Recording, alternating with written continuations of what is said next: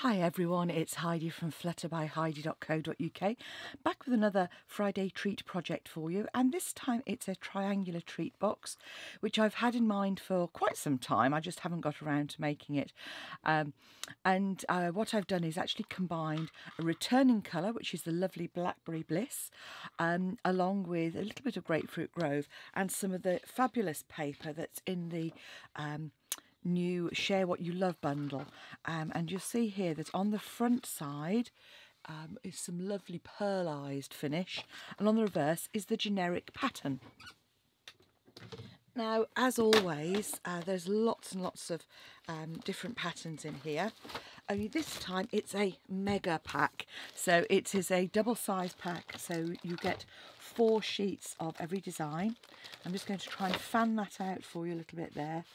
And you'll see some beautiful floral patterns on the one side. You see that lovely, again, pearlised finish. And then on the reverse, you can see I've already got the cardstock together to do this. You've got some other fantastic generic non-pearlised patterns, but some lovely florals, some leaves, and this beautiful striped background as well. So that's what we're using today, and the paper is available as a bundle at the moment in the Share What You Love suite. So if you want that, it comes along with ink pads and embellishments and all sorts of things in the Got to Have It All bundle. But it's absolutely fantastic, and has got lots and lots of lovely product in there. So it's quite a quick and simple construction on the box. To start off with, you're going to need a sheet of cardstock, and I'm using, as I say, the Blackberry Bliss. So what you need to do is, first of all, cut a strip of card that is 2 1/4 inches by 11 3/4. Now obviously that means in the UK that's a strip off the side of a sheet of A4, like so, because that's 11 3/4 already. For those of you in the US, then you'll need to either adapt it to a slightly smaller size or use some 12 by 12 cardstock. You then need 2 pieces which are 3 3/4 by 3 1/4. So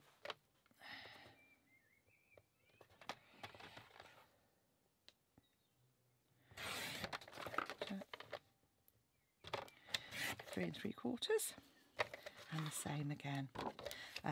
Sorry, I didn't talk then, did I? 3 1/4 by 3 3/4. Okay, and keep one of those pieces of offcuts because you're going to use that for your punching in a moment. Once you have cut those pieces of cardstock, you need to mark the midpoint at 1 7/8 of an inch, just like so. And then align that mark in the track and cut into a triangle, like so. Okay, and do the same on your other piece. So on the long edge, that's your 3 3/4 edge, you're marking at 1 7/8, and then you're just lining the mark up and the bottom corner with the point.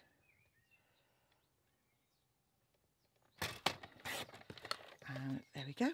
And then you're going to do the same with a piece of the DSP, but just very slightly smaller. You need 3 panels which are 1 1/4 by 3 1/2 inches. So cut this to 3 1/2 inches. And there's a 1 1/4 by 3 1/2, and 3 1/2, and then another 1 1/4 inch. So those are our 3 top pieces, and then for the top it's 3 1/2 by 3 inches. So that's 3 1/2 by 3 inches. And again, on the long edge, so that's our 3.5, we're going to mark at 1 3/4,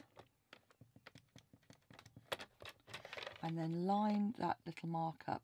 It's probably more difficult to see on the video than it is in real life, but just, and that creates our, hopefully, our panel that layers on to the top there, just with a little narrow border. Okay, now that's all the cutting we're going to do. Just a little bit of scoring to do, and that's on this single long piece. On both, on the short edge, you're going to score at 3/8, and I find the easiest way to do that is to do it on the right hand side from both sides.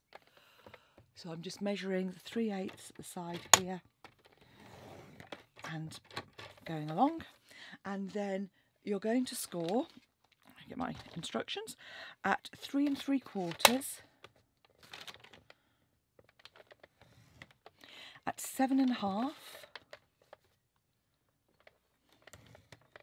and at 11.25. Like so. Pop your trimmer away, and then we just need to fold and reinforce those score lines.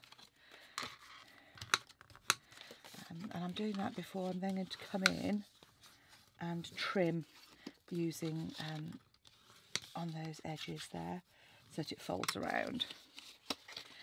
So with your snips, first thing you're going to do is you're going to cut away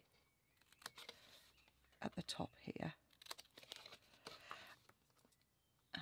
and just angle that top bit just very, very slightly. It doesn't need to be very much at all. Now on each of these, where it's going to go into the triangle, you want to make quite a big cut, so I'm coming in at quite a steep angle, like so.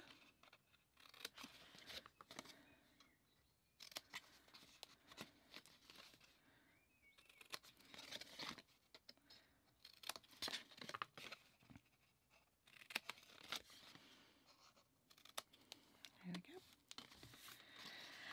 And you'll see those will then fold up to create the outer of the box, with these top ones falling, hopefully not falling at all, folding in. So angle those. I just need to angle those a little more steeply as well, just so they don't interfere with the folding mechanism. To clear my debris out.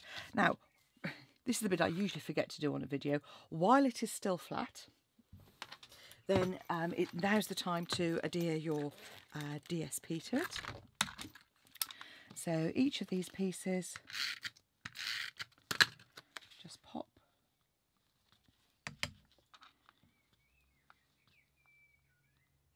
like so.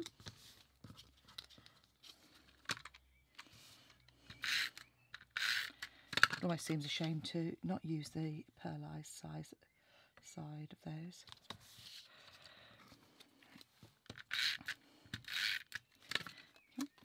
So this is very much our construction bit, and I'll come on to the stamping in a moment. So again, just take one of your triangular pieces, and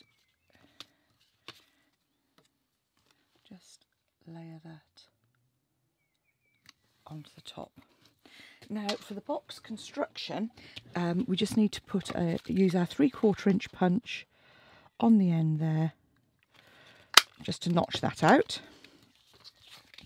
And then all we're going to do is come in and put some glue on each of these pieces. So it's just on the outer edges of this.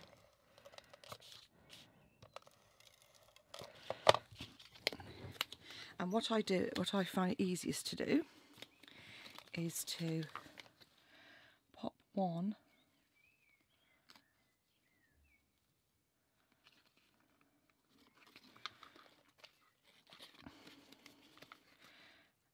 and just fold it around on each one.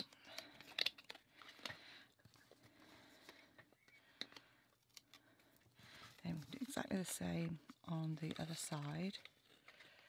So you see why I've sort of cut those at quite a steep angle, because they're folding in on each other. And I've just realised I've actually put glue on the bit which I don't want to glue. You only need to put glue on 2 of the sides. Oh dear. Right, so if you ever do that, that's when you need to come in either with an extra piece of DSP, or with some chalk. And I'm using my embossing buddy, and you'll see that that deals with excess stick. Can't believe I did that. So you only put glue on 2 of the sides, because otherwise you're going to glue your box closed. Unless of course you want to glue your box closed. Your box then will close without being stuck. Okay. Oh. Never mind. Right, once you've done that, then you can do your stamping.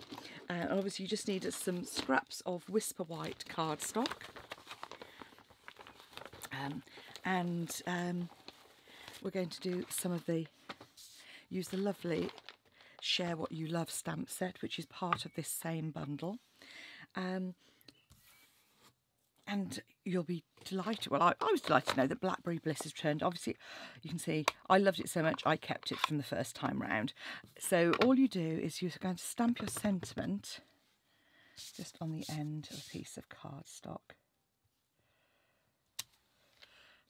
And then I'm going to come in with some Grapefruit Grove. And this is the new pad, so just to show you the difference. Whereas the old one used to have to push away, this one just lifts up like a compact and then just slides into place. So then I'm coming in with the flowers in this stamp set. I'm just going to pop them all around. So even though I'm not going to actually, I'm going to sort of cut those with the punch.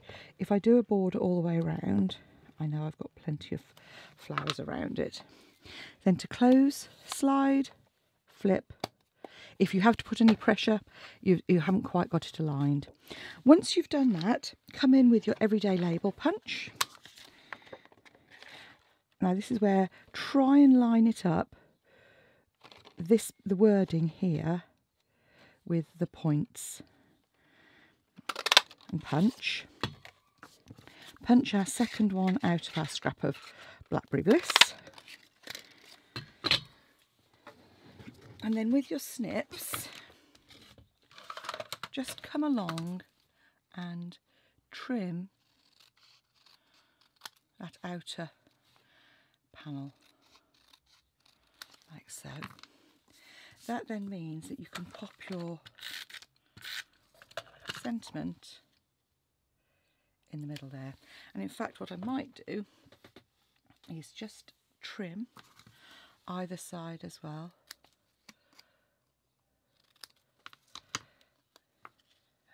Like so, then you can see the Blackberry Bliss peeping round from every side. And all you need to do then is add a couple of dimensionals. Mine happen to be my mini dimensionals, so I'm just going to pop 3 on just to support it. Take the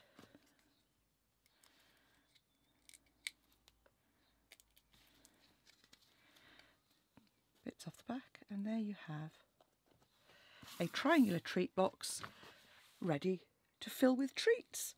I hope you've enjoyed making it. Thanks for watching. Apologies for getting the gluing wrong, but a useful way of showing you how, if you ever do that and have some excess glue, it is one way of getting rid of that excess glue. And these triangular treat boxes can take quite a few treats.